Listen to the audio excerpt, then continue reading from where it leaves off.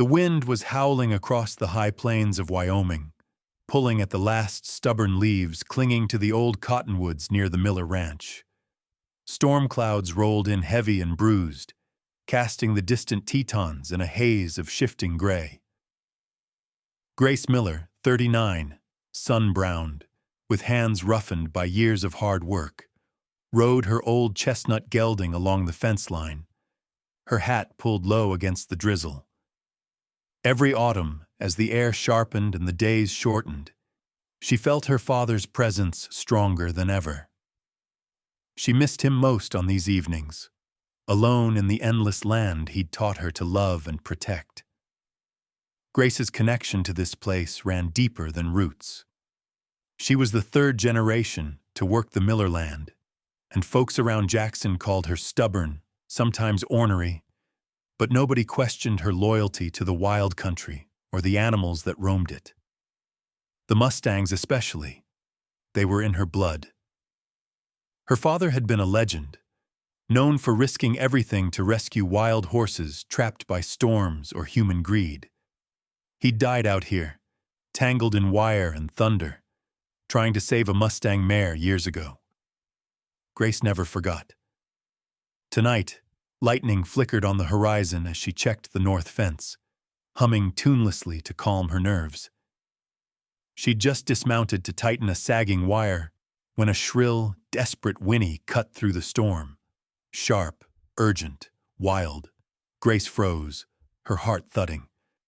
For a second the world narrowed to rain and wind and that terrible cry. She knew that sound. Another horse. Suffering. A Mustang.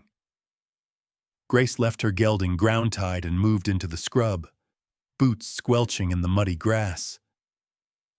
Branches scraped her jacket as she pressed forward, heart pounding with dread and memories.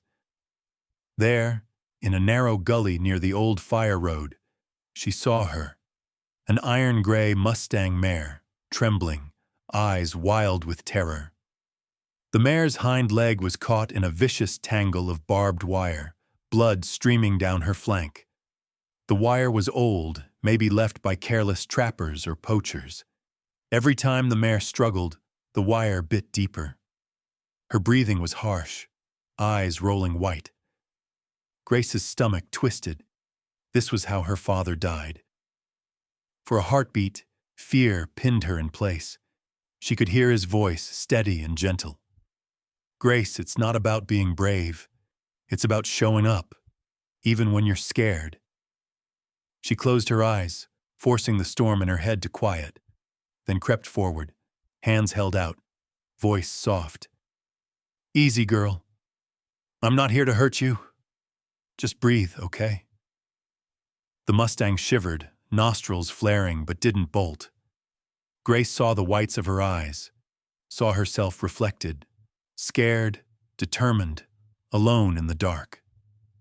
Slowly, she pulled her multi-tool from her belt, keeping her motions deliberate.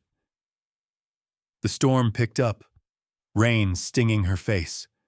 Thunder cracked overhead. Grace knelt beside the mare, whispering, her voice steady. She remembered how her mother, a gentle soul from the valley, had taught her to sing to frightened animals. The song wasn't pretty, but it was soft and true. The mare's ears twitched. Grace studied the trap. 3 loops of rusted wire, twisted tight. One bad move and the horse could break her own leg, or worse. Her hands shook. She swallowed, steadying herself. One cut at a time. Suddenly a new sound cut through the rain.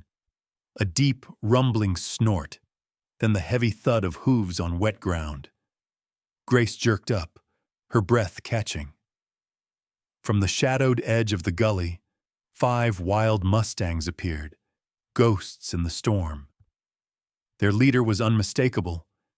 A massive black stallion, his coat gleaming even in the failing light, eyes burning with an intelligence that chilled her.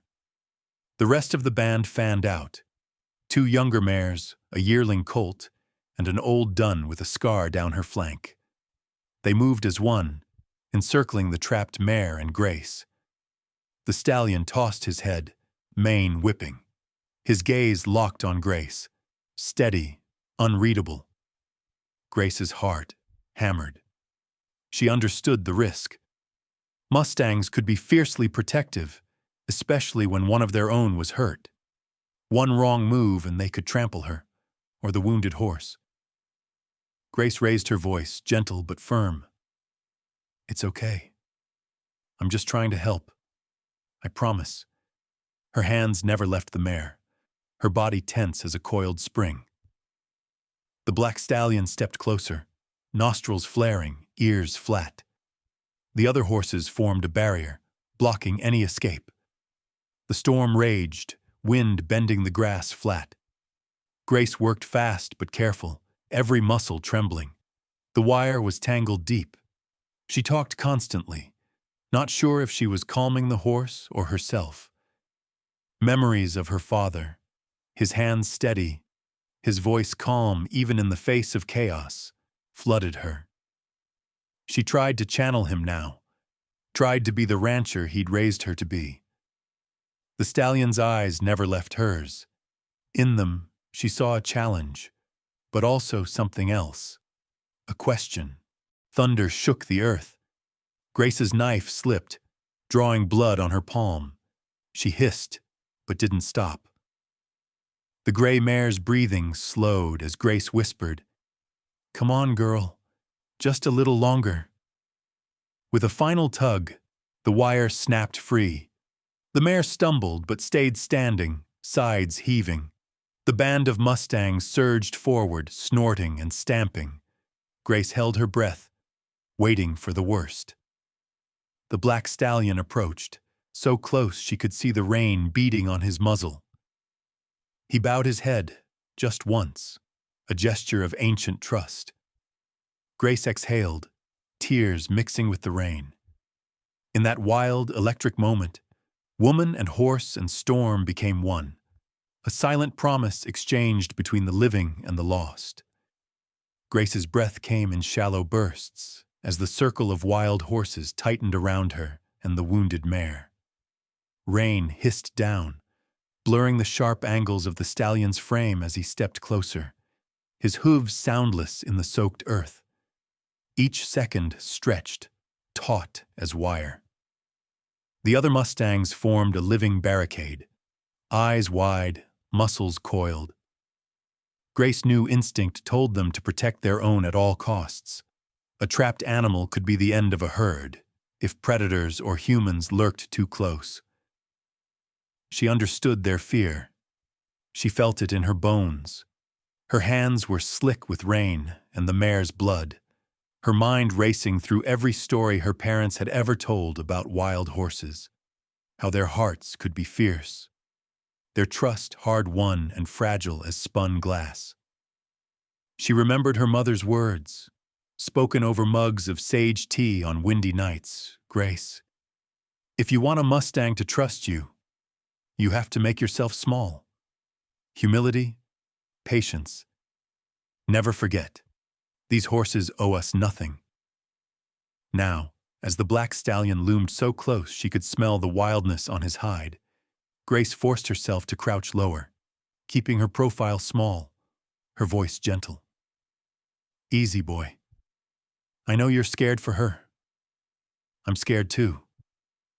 Her words were carried away by the wind, but her tone remained steady, soothing, a lullaby for beasts and broken things. The wounded mare shifted, pain flickering across her face, but she didn't try to bolt. Grace recognized the trust there, thin and uncertain. With careful, practiced hands, she took out her small field kit, working with deliberate slowness, showing every motion to the stallion as if he were a skittish dog. She pulled gauze and a roll of bandage from the kit, laying them out in plain sight. The stallion snorted, stomping the ground, but did not charge. Grace swallowed, the coppery taste of fear thick on her tongue. She began cutting away the last stubborn strands of wire, murmuring the whole time, telling the horses everything she was doing. Gonna free her leg now, see? Then I'll patch her up, and you can take her home." The storm around them faded into the background. Her focus narrowed to the small circle of light from her headlamp and the trembling Mustang at her side. Thunder cracked, startling the younger mare behind the stallion. She reared up, neighing, but the stallion flicked an ear, just one sharp motion, and she stilled. He had authority, this black ghost, a silent language that needed no words. Grace found herself in awe, even as her heart thudded with fear. There was a majesty here, a law older than fences and ranches. Slowly, carefully, Grace cleaned the wound with antiseptic, ignoring the sting in her own sliced palm. The Mustang tensed, but didn't lash out. Grace worked with the speed of desperation and the gentleness of faith. All the while, the stallion drew closer, never breaking eye contact. She could see old scars on his chest and legs, evidence of past battles, wolves, men, other stallions. He was a survivor. So was she. Every instinct told Grace to hurry, to run, but she forced herself to move as if time didn't exist.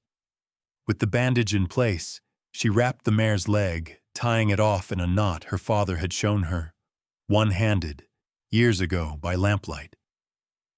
The storm raged, lightning forking above the hills. Grace's voice grew hoarse, but she kept talking, kept reassuring, if only to drown out the ghost of fear that hovered at the edge of her mind. The moment the bandage was secured, Grace dropped her hands, letting the mare step away.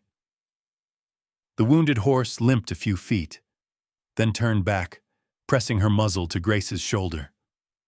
The gesture, soft, uncertain, brought tears to Grace's eyes. The other Mustangs stepped forward then, their bodies forming a wall around their injured companion. The stallion moved with them, not attacking, not driving Grace away, but joining her in a strange, wordless alliance. It was the stallion who broke the spell. He walked right up to Grace, his nostrils flaring. Rain poured down his face, making his coat shine like polished stone. He lowered his head, so close now that she could feel his breath on her hands, and held it there, eyes locked on hers. Grace swallowed, uncertain what to do.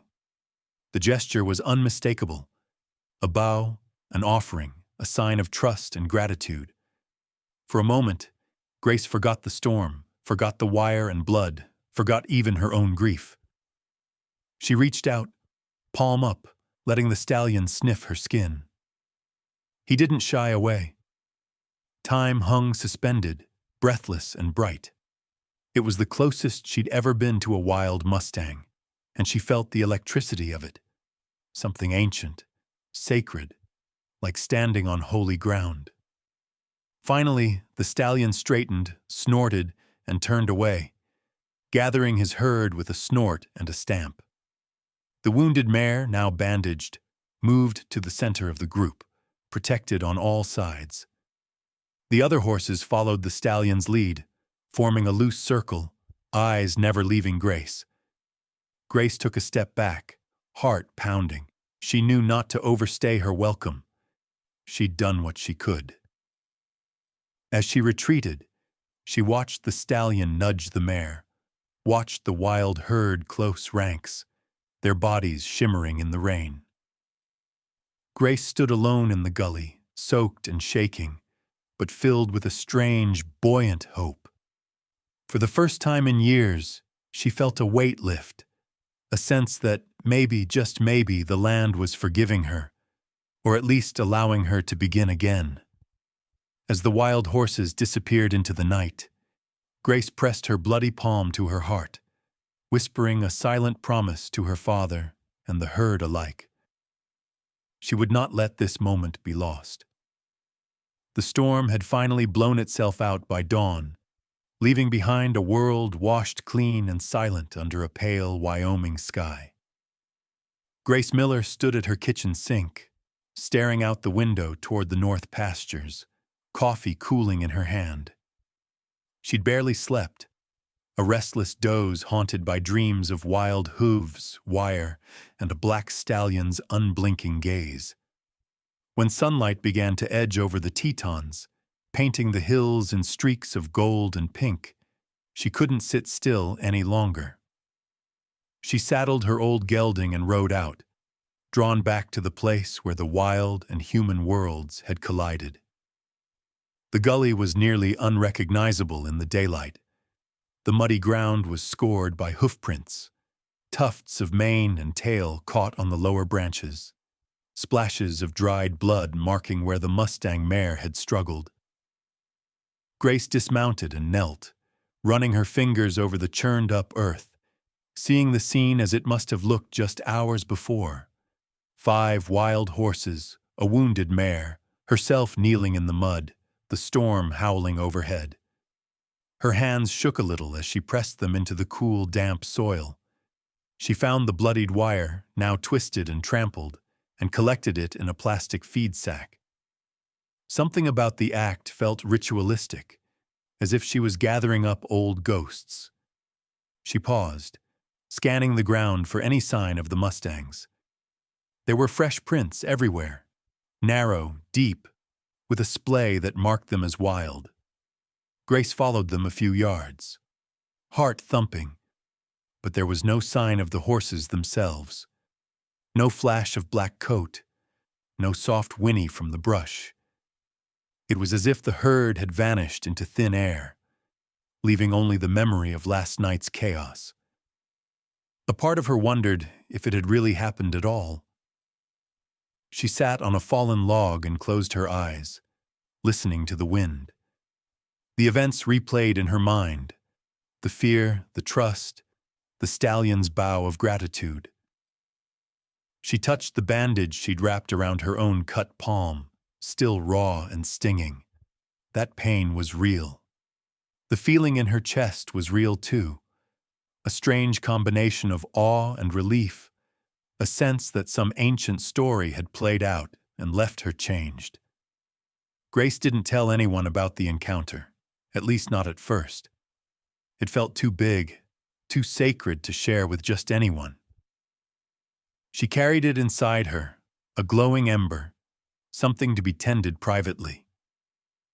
That afternoon, after she finished her chores, she pulled out her old leather-bound journal, the one she hadn't touched since her father died, and sat at the worn oak table beneath the kitchen window. The words came slow at first, then in a rush. Memories of last night. Her father's voice. The flash of lightning and the soft muzzle of the Mustang mare pressed against her shoulder. She wrote until her hand cramped and the sun dipped behind the hills. She remembered how her father used to talk about moments like this, those rare times when the wild let you in, when you felt part of something bigger. He called them thin places, spots where the boundary between worlds wore away. Grace realized she'd found one, and in that realization, some small piece of her own grief began to shift, making room for something gentler. She wept, not out of sadness, but relief. The following morning, Grace woke early and returned to the gully on foot. She was half hoping, half dreading she'd see the herd again. Instead, she found only silence and the deep, winding trails of hoofprints heading west into the brush. The wire trap was gone, the grass already starting to rebound from the violence of the night before. She followed the tracks for a while, but they twisted into the denser woods, then vanished. There was nothing left but the wind and the call of a distant magpie. That day, Grace worked in the barn, her mind wandering.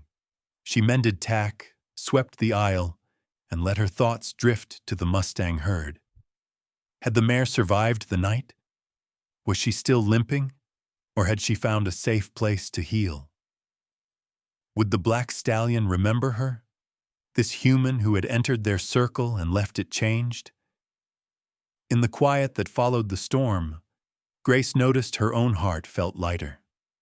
For years, she'd been carrying the weight of her father's death, a private guilt that she hadn't been there that night, hadn't been able to save him. But after what happened with the Mustangs, she felt closer to him, as if he'd been guiding her hands, whispering courage into her bones. She let herself believe that, maybe, he'd found some peace too.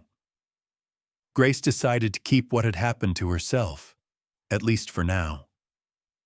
Some things, she reasoned, were meant to be held in the quiet, to be pondered rather than proclaimed. She did, however, start taking small steps toward healing, talking more openly with her mother, spending longer hours riding the high country, breathing deep the wild air her father had loved.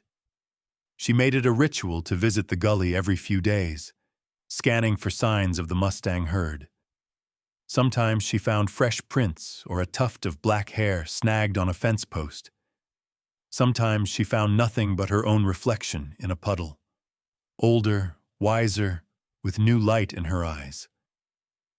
Over time, she began to repair the damaged fence, but with a new approach. She replaced the old barbed wire with smooth, wildlife-friendly strands, leaving gaps where she knew the Mustangs liked to travel. It was her way of making amends, of honoring the trust that had passed between her and the wild that night. Grace knew there would be questions, if anyone found out. The ranching community was full of skeptics, and wild horse stories had a way of growing in the telling. But she didn't care. What mattered was what she felt every time she walked the land: gratitude, humility, and the sense that she was, for the first time in years, exactly where she belonged. And so, as autumn deepened and the days grew shorter, Grace let the quiet settle around her. The wild herd was gone, but their memory lingered. In her journal, she wrote, "Last night, the wild let me in. I will not forget." Grace Miller's days grew quieter after that storm, but beneath the surface, something inside her was shifting, healing. Each morning, she would rise before the sun, pull on her boots, and walk out into the brisk autumn air with her thermos of coffee. She found herself drawn, almost magnetically, back to the gully where she had freed the Mustang mare and faced the wild stallion's gaze. The land there seemed changed too, as if marked by what had happened, softer, more alive. Dew sparkled on the fresh shoots of grass, and the air always carried the faintest trace of wildness, the kind that only came from the horse's passage. Grace had never been one for sentiment, but now, as she strolled the fence lines and looked for signs of the herd, she found herself smiling at the smallest things: a bent blade of grass, a cluster of fresh hoof prints, a patch of fur snagged on a bush. She started keeping track in her journal, sketching crude maps of the Mustang's paths, noting where the grass had grown back, where the fence was most battered. With every entry, she felt herself becoming more attuned to the rhythms of the land, more connected than she'd ever been. Sometimes, as she worked, memories would come to her, shards of childhood, like sunlight glinting off water. She'd see herself, a little girl, following her father's long shadow at dusk, watching as he knelt to show her a faint trail or an old horseshoe, always patient, always gentle. She remembered the way her mother would hum while patching up animals in the barn, speaking softly to every creature as if it understood. Her parents had taught her to respect the land and everything that lived upon it. Now, after years of feeling lost and angry, Grace realized how much of their wisdom had taken root in her.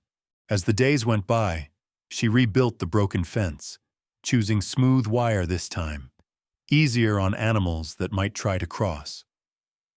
She left small gaps near the gully, wide enough for the Mustangs to pass, but not so wide as to risk her own cattle wandering.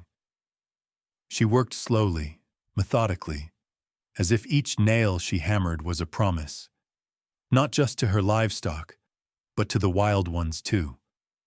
Neighbors driving by would slow their trucks and tip their hats. Some stopped to chat, remarking on how much more at ease Grace seemed. She'd just nod, her smile quieter, but it lingered longer. Her mother noticed, too. One evening, as they sipped tea on the porch, her mother reached over, squeezing Grace's hand. "You've changed, honey. You're lighter somehow." Grace smiled, looking out at the land fading into shadow. "I think I finally learned how to listen again." "Really listen." Her mother nodded, tears shining in her eyes. At night, when the ranch was still, Grace would sometimes dream of the Mustangs. In her dreams, she'd see the black stallion standing at the edge of a misty meadow, his eyes full of wild wisdom.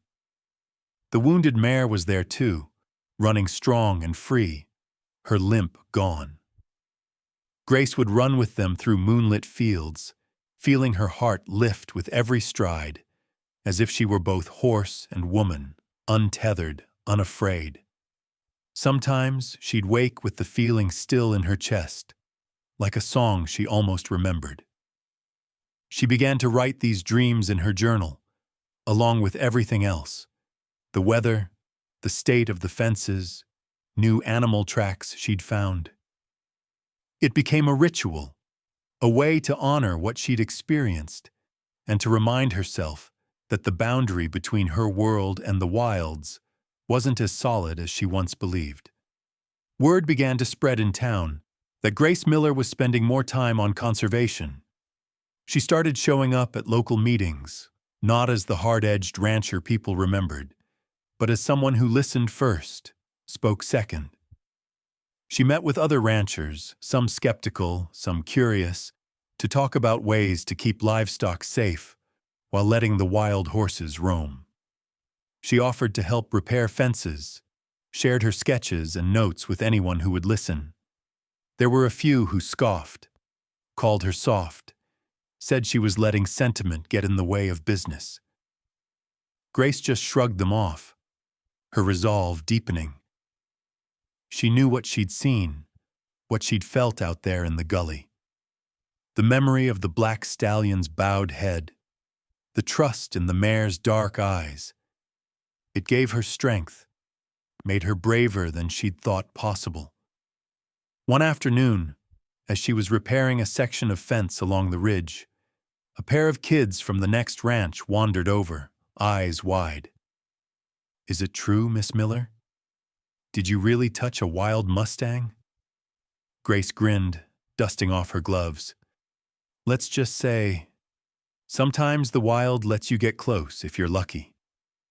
The kids peppered her with questions, and for the first time in years, Grace heard herself laugh, free and unguarded.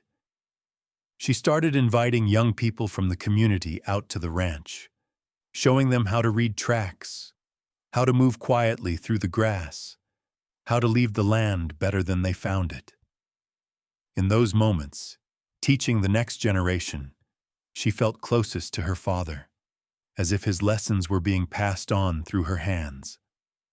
The dreams continued, sometimes vivid, sometimes fleeting, but always leaving her with a sense of peace. Grace came to see the wild horses as guardians, not just of the land, but of her own spirit. Their presence became a source of renewal, reminding her that even after loss and pain, there was always a way forward, always a chance to reconnect, to heal.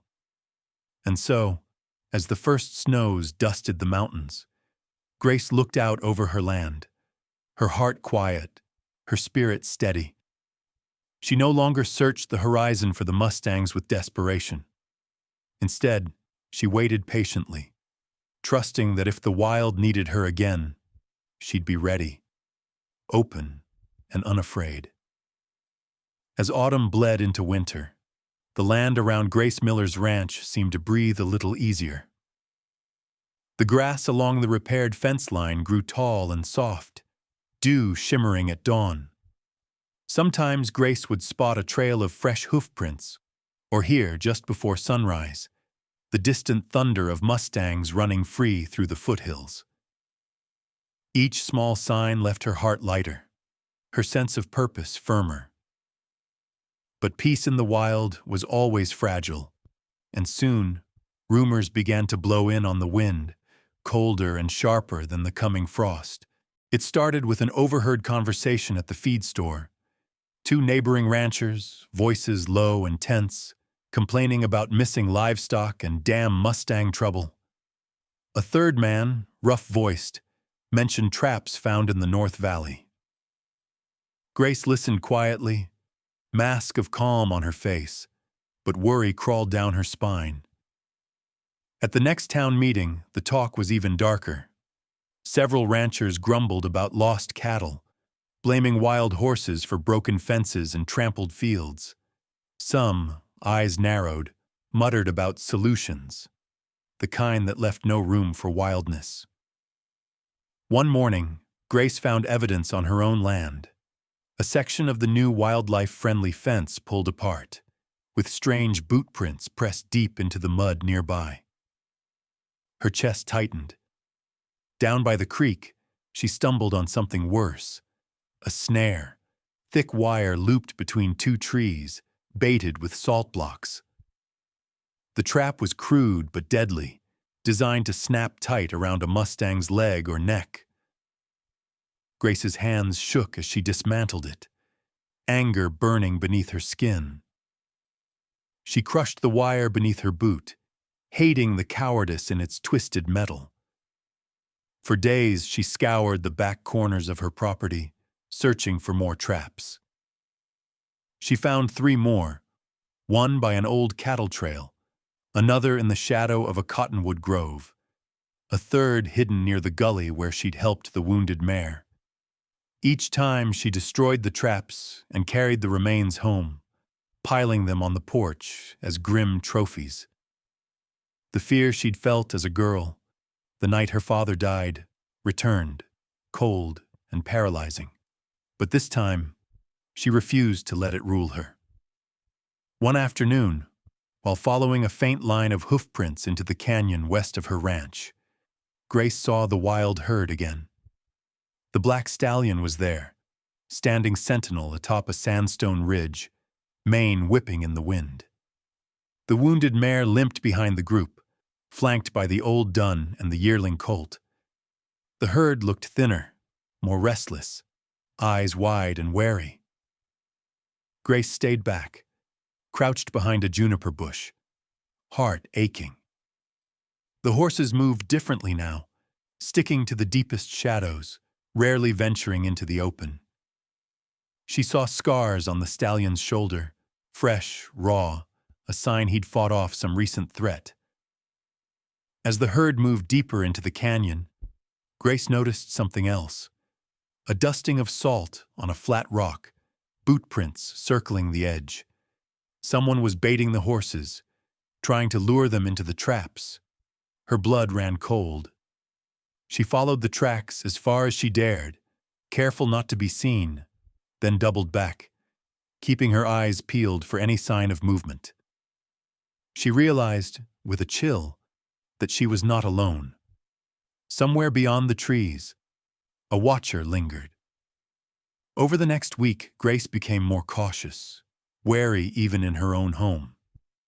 She started locking the barn at night, double-checking windows, keeping her rifle close by the door, not to use on the Mustangs, but in case she ever came face-to-face with whoever was setting the traps. She began to notice a battered red pickup parked on the distant ridge, always in the same spot around dusk.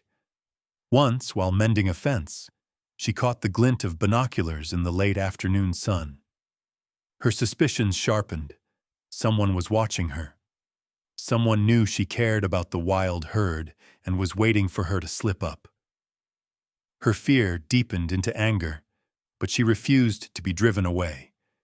Instead, she grew more determined. She walked her fence lines at odd hours, checked the old trails by moonlight, made careful notes in her journal about every trap and every new boot print.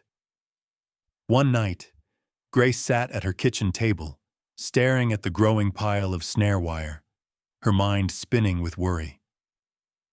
She remembered her father's warnings about standing up for what mattered, about how courage wasn't the absence of fear, but the will to act in spite of it. She made a decision then. She would not let the herd down. She would not let her land become a graveyard for the wild horses she'd come to love. She reached out to an old friend, Hank, a local wildlife officer she'd known since childhood. They met quietly at the back of her property, beneath a pale quarter moon. Grace showed him the traps, the tracks, told him about the wounded mare and the poachers. Hank listened, his face grave, and promised to do what he could, but warned her to be careful. These men didn't like interference. Grace nodded. She was scared, but her resolve only hardened. Every night she checked on the herd, tracking them by flashlight, moving as quietly as she could. She saw the stallion watching her sometimes, his eyes catching the moonlight, measuring her, as if weighing whether to trust her again. Grace never tried to approach, never tried to break the wildness that kept them alive. She was just a silent guardian doing what she could. The tension on the ranch was electric, every sound magnified in the cold night air. But Grace refused to give in. She knew the herd was still at risk. She also knew that this time she would not stand by and let tragedy repeat itself. Not for the Mustangs, not for her father's memory, and not for herself. The frost settled thick across the Wyoming plains, giving the world a ghostly shimmer in the half-light before dawn. Grace Miller moved through her daily chores with a watchfulness she hadn't known since childhood, her senses tuned to every whisper of wind, every unexplained sound. The threat of poachers lingered like a shadow over her land, poisoning even moments of quiet beauty. But beneath her caution, something stronger burned, a stubborn loyalty to the wild horses and a growing sense of responsibility she couldn't ignore. After her secret meeting with Hank, the wildlife officer, Grace wasted no time. They set up a system. Wildlife cameras hidden along fence lines and near the old trails, some disguised as rocks or tied high in the cottonwoods. Every morning, Grace checked the memory cards, her heart racing with each click, hoping for a glimpse of the herd, dreading a shot of a stranger with wire and traps. She cataloged every boot print, every unusual mark in the dust, growing her files for Hank and his team. Sometimes the cameras caught nothing but coyotes or wind-blown tumbleweed. Other nights, they captured the flash of Mustang eyes, glowing gold in the darkness. It was just after midnight, during one of her restless patrols, when Grace first realized the black stallion was watching her back. She'd parked her truck at the edge of her property, flashlight in hand, scanning for fresh tracks. A soft snort made her freeze. Turning slowly, she saw him, a shadow against the starlit ridge, head high, body tense but not afraid. The rest of the herd stood in the hollow behind him, clustered close, as if seeking his protection. The wounded mare was there too, limping but alert, her eyes following every movement. Grace understood, in that instant, that the stallion had chosen to trust her again. Whether out of desperation or something deeper, he'd led his family to her land. She felt the weight of that trust, heavy and holy. Moving quietly, she walked to the barn and unlocked the side gate, leaving it open. Then she set out buckets of fresh water, tossing some hay in the far paddock, close enough to the wild, but far enough from the house that the Mustangs could come and go unseen. That night, Grace sat on the porch, wrapped in her father's old coat, and watched the horses approach the barn. They moved like phantoms, silent and quick, the stallion leading. The younger horses crowded around the water, the wounded mare taking long, slow sips. Grace kept her distance, speaking softly when necessary, but letting them set their own boundaries. She knew the risk. By offering sanctuary, she was breaking rancher rules and possibly the law. But she couldn't turn her back. The wild had trusted her once. Now she would return the favor. The following nights brought more tension. The poachers had grown bolder. Twice Grace discovered new traps set near her barn, one barely hidden beneath a scatter of leaves, another disguised with brush and bait. Both times she removed them, leaving no sign except a slight disturbance in the earth. But she knew the message was clear. Someone was watching, waiting for her to make a mistake. She started sleeping with her boots beside the bed, a loaded flashlight and her phone within easy reach. One evening, as a bitter wind swept down from the mountains, she heard the unmistakable rattle of a truck engine outside the fence. She killed the lights and peered through the window. A battered pickup idled on the distant ridge, headlights off, a silhouette moving inside. Grace's heart thudded, but she kept her cool. She called Hank, whispering the details. Minutes felt like hours, but finally, the truck disappeared, taillights flickering over the rise. The next morning, she found fresh boot prints near the paddock, pressed deep into the frost. The herd had vanished into the hills, but the black stallion's prints lingered alongside the others. Grace checked her cameras, her breath catching when she saw what they'd captured. A grainy shot of a man crouched near the barn, setting a trap. She forwarded the images to Hank. They had proof now, proof strong enough for the authorities, if only they could catch the poachers in the act. But the battle was far from over.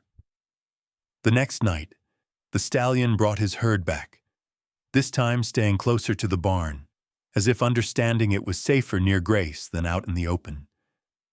She watched, hidden behind a stack of hay bales, as the horses drank and grazed. The stallion approached her slowly, head bowed, eyes meeting hers in a silent question. Grace whispered, "I'll keep you safe, as long as I can." The following day, Grace's fear spiked when she found a snare placed just inside her own barn, an act of boldness, or a warning. She moved the trap outside and reset it, attaching a small bell to alert her if it was sprung. She stayed up most of the night, listening for the slightest sound. Around 2 a.m, she heard the bell's faint jingle and sprinted out, shotgun in hand, to find the black stallion pacing near the trap, wild-eyed, but unharmed. Grace spoke softly, coaxing him away, heart pounding. The trust between them deepened in those tense days. Grace realized she'd become more than a watcher. She was a true protector now, a partner in the herd's survival. But she also knew the danger was growing, not just for the Mustangs, but for herself. The poachers were getting reckless, and the law in rural Wyoming could be slow to respond. Still, Grace refused to back down. She doubled her patrols, replaced every wire fence with smooth lines, checked every lock twice. One evening, as the last light faded and a cold moon rose over the prairie, Grace caught the stallion watching her from the edge of the field. He dipped his head once, a gesture that spoke louder than any word, a pledge, a warning, a shared burden. Grace understood. Their fates were now bound together, for better or worse. The test of loyalty was far from over, but Grace was ready for whatever came next. For the first time, she felt certain. She was no longer alone, and neither were the wild horses. It was a night stitched with fear, the sky brooding over the Miller Ranch as another storm brewed on the horizon. The wind rattled the windows, making the house feel smaller, more vulnerable. Grace Miller sat at her kitchen table, barely touching her supper, eyes flicking from her phone to the rain-lashed darkness beyond the glass. The latest camera footage played on her laptop, a grainy sequence showing two figures moving low along her back fence, their faces hidden by hoods, hands working methodically as they set another trap. Hank had warned her to be careful, had promised more patrols, but this felt different. It felt like a fuse had been lit. Just before midnight, as thunder growled in the hills, Grace heard the first distant cry, a high, panicked whinny, raw with fear. She knew that voice. It was the wounded mare. Grace jumped up, grabbing her flashlight, boots, and raincoat. She shoved her phone into her pocket and slipped her father's old rifle over her shoulder. She stepped onto the porch, heart pounding, the cold rain stinging her face. The night was alive with noise, wind tearing at the trees, the distant crash of thunder, the frantic drumming of hooves somewhere out in the dark. Grace followed the sound, moving quickly but careful to stay low, her senses sharpened by adrenaline. As she crested the rise behind the barn, a flash of lightning revealed the wild herd clustered together in the far paddock, their bodies tight, eyes wide and rolling. The black stallion stood at the front, massive and unmoving, his head lowered in challenge. Two men moved through the mud beyond the fence, their outlines thrown stark by the storm's electric bursts. They carried poles and rope, their intentions clear. One of them, tall, broad-shouldered, shouted something to his partner, trying to herd the horses toward a fresh trap set at the fence line. The other man circled, waving a flashlight, driving the younger Mustangs into a corner. Grace's blood boiled.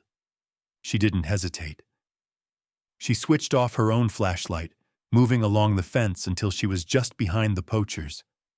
Her hands trembled, but her voice was strong as she shouted, "Get away from those horses!" Both men spun around, startled. The tall one cursed, squinting through the rain. "You're making a mistake, lady. This is none of your business." His partner raised a pole, brandishing it like a weapon. The Mustangs panicked, the herd pressing tighter together, the wounded mare limping, desperate to stay upright. Grace's anger overpowered her fear. She clicked the safety off her rifle, aiming at the sky, and fired a single shot. The crack split the storm, sending the Poachers stumbling backward. "You want trouble? You just found it? Leave now, before the cops get here." The stallion sensed the shift. With a deep, guttural roar, he surged forward, driving his herd into a defensive crescent, shielding the wounded mare and the foals. The wild horses stomped and snorted, their bodies a living barrier. The Poachers tried to regroup, shouting threats, but the stallion charged the fence, rearing high, hooves slicing through the rain. His sheer presence forced the men to retreat a few paces. Grace backed up slowly, pulling out her phone and dialing Hank. "Get here now! Poachers, North Paddock, armed!" she barked, not taking her eyes off the men or the horses. Hank's voice was tight with urgency. "Hold tight, Grace, we're on our way." But the Poachers weren't finished. The tall one lunged for the trap, trying to spring it as the herd shuffled nervously. Grace shouted again, her voice hoarse. "Don't do it!" The black stallion stamped, his eyes blazing. The herd moved as one, the mares flanking the wounded, the yearling pressed tight to its mother's side. It was a choreography of trust and desperation. Suddenly, the second man threw a rock at Grace, missing by inches.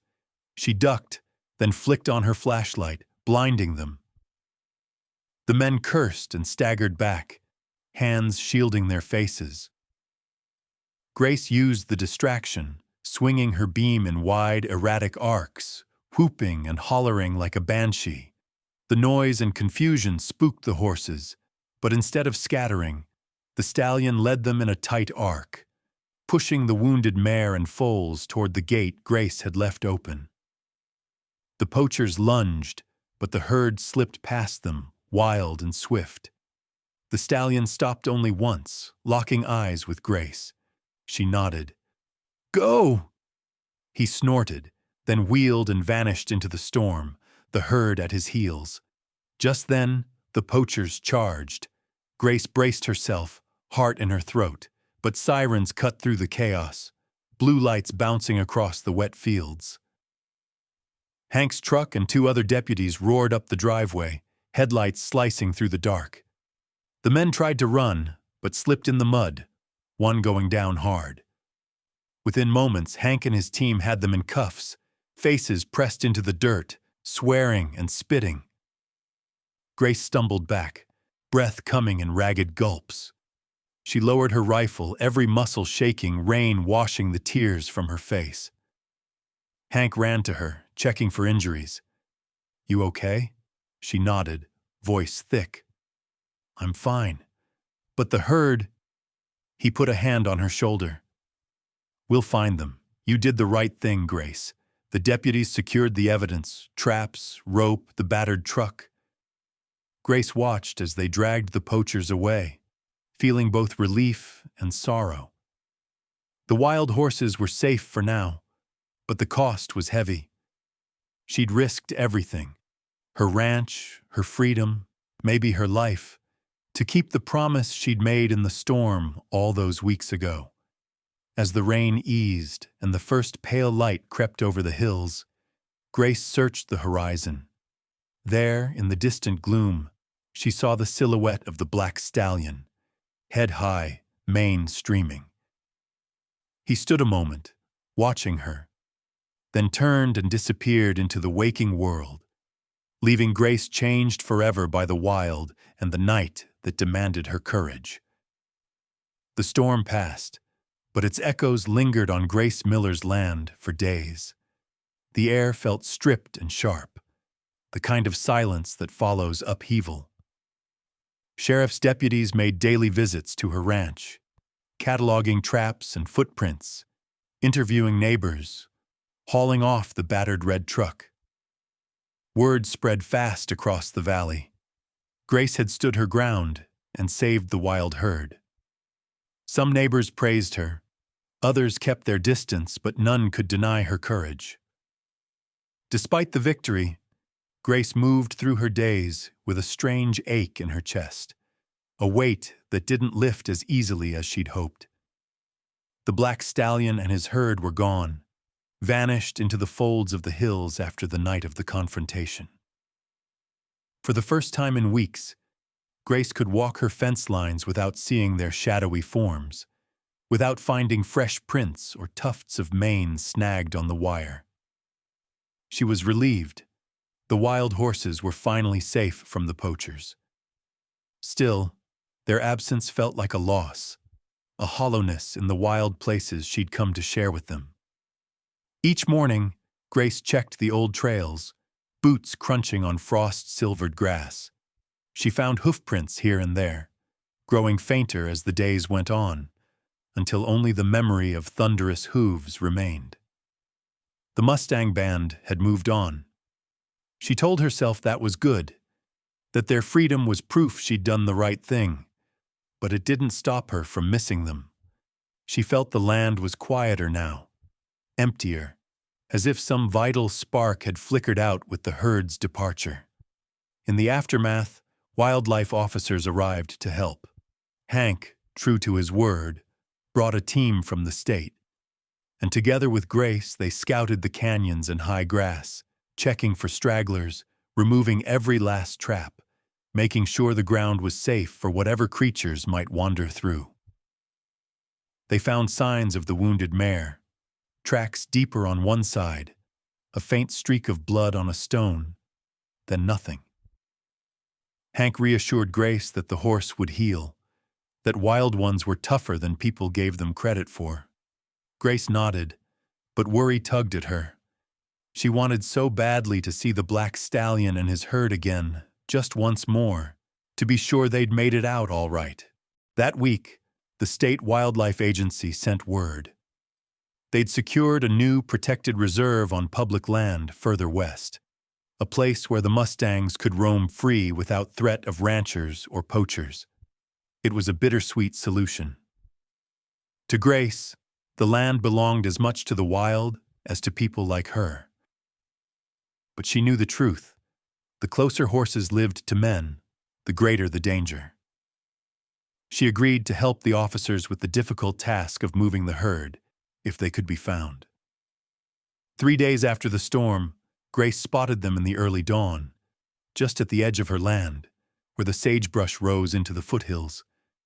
The black stallion stood alone, watching her as she approached. He didn't run, just watched, calm and proud. Grace slowed her steps, speaking softly, telling him what was about to happen, that the officers meant no harm, that she would be there every step of the way. As if he understood, he tossed his head, then melted back into the brush.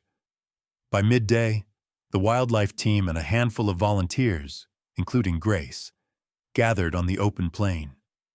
With quiet voices and patient hands, they used low-flying drones and horses to gently herd the Mustangs, keeping the group tight and calm, coaxing them toward the new sanctuary. The black stallion led his band, wounded mare, dun, colt, and all, moving with a dignity that humbled everyone who saw it. Grace walked along the edge of the herd, heart breaking and swelling at once. The procession lasted for hours, the wild horses moving as one living current across the grasslands.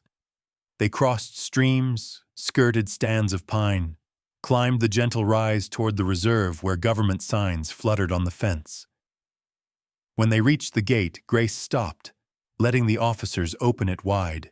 She stood apart, arms folded, not wanting to crowd the horses as they made their choice.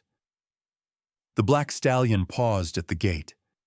The wind whipped his mane, lightning still in his eyes. For a long moment, he looked back at Grace. The world stilled. Then, slowly, he lowered his head. Just once. The same ancient gesture he'd offered the night of the rescue. A silent bond of gratitude and farewell. Grace swallowed hard, unable to speak. She pressed her palm over her heart, blinking away tears. The herd slipped through the open gate and disappeared into the vastness of the reserve, manes and tails streaming behind them, the wounded mare already running easier on her bandaged leg. The officers closed the gate, and Grace stood rooted in place, staring into the emptiness the horses had left behind. The sound of their hoofbeats faded, replaced by the hush of wind and the distant call of a hawk. In the days that followed, Grace felt both emptier and more whole. She'd done what she could, risked her safety, broken rules, faced down men who would destroy the wild for a quick dollar. She'd seen her father's lessons come full circle, felt the land's spirit move through her, and learned what it meant to act not just for herself, but for something greater. She knew the herd would survive, that they were wild and wise and belonged to a world beyond her reach. Grace poured herself into her work, mending fences, helping her neighbors, but her thoughts always drifted west, toward the reserve and the lives she'd touched and been touched by in turn. Sometimes, late at night, she dreamed of the black stallion and his family running under the wide, open sky, free and fierce as wind. She was alone again on the ranch, but she felt changed, anchored by purpose. The wild had left its mark on her. She knew, deep in her bones, that farewell wasn't an ending, just the next chapter in a story as old as the land itself. Autumn gave way to winter, and with the snow came a quieter season on the ranch. Grace Miller's life returned to a steady rhythm, mending fences, tending to her cattle, repairing equipment in the barn. Yet beneath the ordinary, something fundamental had shifted within her. The wild horses were gone to their new sanctuary, but their spirit remained woven into the land, and into Grace herself. She felt it each time she paused in the open fields, every time she heard wind whistling through the cottonwoods, every time she glimpsed hoof prints pressed deep in the frozen mud, slowly fading with time. For weeks, Grace kept mostly to herself, letting the dust settle, letting her own mind catch up to the whirlwind of the past months. She found comfort in small rituals, early morning rides along the ridge, afternoons spent journaling at the worn kitchen table, long evenings curled by the fire, her father's old dog asleep at her feet. The journals became her sanctuary. She filled page after page with memories of the Mustangs, sketches of the black stallion's proud head and the wounded mare's determined stride, notes about the land's quiet recovery. She wrote about fear, about anger, about the moment the wild let her in, and the responsibility she now felt, carrying that trust forward. As the first hard freeze set in, the local newspaper published a short story about the Mustang rescue. Grace's name was mentioned only briefly, but it was enough. Calls and letters began to arrive. Some were from ranchers wanting to know how she'd managed to keep her cattle safe while allowing wild horses to pass through. Others came from conservationists, school teachers, even curious townsfolk. One day, a package arrived from a magazine editor in Denver who had read about Grace's efforts and wanted to publish excerpts from her journals, alongside photos Hank had taken of the rescue and the aftermath. At first, Grace hesitated. The memories were raw, and she wasn't sure she wanted to invite strangers into the most private parts of her life. But she remembered her father's words, spoken years ago. "Stories matter, Grace. If we don't tell them, nobody learns." So she sent copies of her writing, carefully edited, along with a letter about what the land had taught her. A month later, her story appeared in print, a long, beautifully illustrated essay titled "Between the Wild and the Fence, A Rancher's Reckoning." The response was immediate. Letters poured in from across the state. Then from as far as Oregon and Texas, people moved by the story of a rancher who stood with the wild instead of against it. Inspired by the attention, Grace found herself drawn out into the community. She accepted invitations to speak at local schools, sharing her experiences with children who'd only ever seen wild horses in books. In a packed elementary school gym, she told them about the black stallion, about the night of the storm, about the choices that had to be made between fear and compassion. She showed them photos and let them hold a twisted piece of the old snare wire, explaining how even small actions, destroying a trap, repairing a fence, calling for help, could mean the difference between life and death for creatures who couldn't speak for themselves. Grace began partnering with local conservation groups. She joined a newly formed committee dedicated to humane coexistence between ranchers and wildlife, helping to draft new guidelines for fencing and land management. She sat in town hall meetings, her voice steady as she argued for grants to support wildlife-friendly practices. Sometimes she faced skepticism, old ranchers who scoffed at city rules and feared change. But more often, she found quiet allies, neighbors who remembered her father, young ranchers eager for new solutions, retired teachers who volunteered to help clean up old traps and plant native grass. Word of Grace's work spread further when the State Wildlife Agency invited her to speak at a conference in Cheyenne. There, in a hall full of policymakers and landowners, she shared her story, not as a victim or a hero, but as someone who'd learned to listen to the land, to the animals, to her own heart. She spoke honestly about her mistakes, her fear, her grief, and her newfound hope. The audience was silent as she described the moment the black stallion bowed his head to her in the storm, the silent agreement between wild and human, the shared burden of stewardship. Her journals, once a private chronicle of sorrow, were now a record of resilience and change.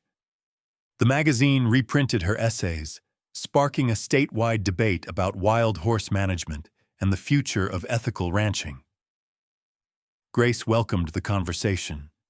She knew there were no simple answers, only the hard, patient work of building trust, step by step, between people and the wild world around them.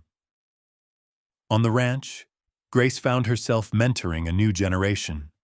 She invited young people, children of ranchers, students from town, even foster kids from the city, to walk the land with her. She showed them how to read tracks in the snow, how to recognize signs of wildlife, how to fix a fence so it kept cattle in, but let Mustangs pass safely through. She taught them the lessons she'd learned: humility, respect, patience, and the power of silent connection. One clear evening, as winter faded and the first hint of spring crept into the air, Grace rode out alone to the high ridge. She looked west toward the reserve, where the wild horses now ran free. She smiled, feeling her father's presence beside her, as strong as ever. Her deepest wounds, she realized, had become her greatest sources of wisdom. The wild was never far, and Grace would never stop listening. She had found her place between two worlds, and in doing so she had begun to heal. Not just herself, but the land she called home. Years passed, and the tale of Grace Miller and the wild Mustangs became woven into the fabric of the Wyoming plains. It was the kind of story that grew in the telling, passed from neighbor to neighbor, recounted at winter gatherings, whispered to newcomers who asked about the woman who stood between the wild and the world of men.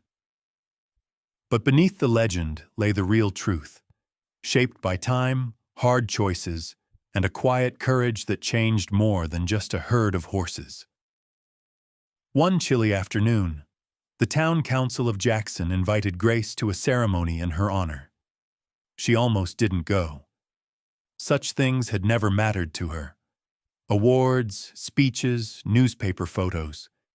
She was more comfortable in her old coat, boots muddy, hands raw from fencing, than in front of a crowd. But Hank insisted, and so did her mother, who pressed Grace's hand and said, "You have to stand for something, honey, or the story won't mean anything at all," so she went.